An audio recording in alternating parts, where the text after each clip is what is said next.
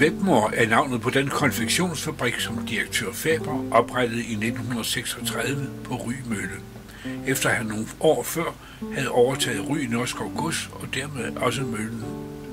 I begyndelsen var navnet blot Ry Konfektionsfabrik, og det var først senere, at Webmor blev varemærket for det elegante herremodetøj. De søgte en mand, og ham der var driftleder, han kendte mig.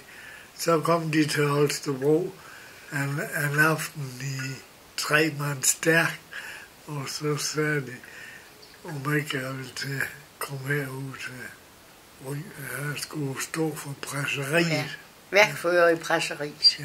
Så i 1970 blev den store hal, den firkantede bygning ude til højre med det flade tag bygget. Og her var der nu plads til den stigende produktion.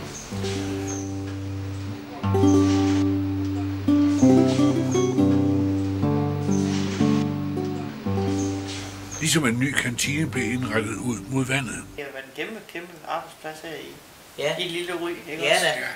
De kom jo også flere steder fra. Kom I ikke med bus lige Jo, så? jo. Det gik der en bus fra Skanderborg Ja, direkte til Ry. med syersker.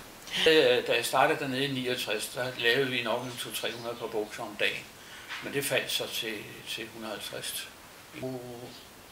Så skete der vel hen ad vejen det, som er sket med det meste af dansk konfektion. Eller som er sket med det alt sammen. Det blev flyttet til udlandet. Dengang jeg startede dernede der i 72, der tror vi var, det var 8 konfektionsfabrikker i kongeriget Danmark.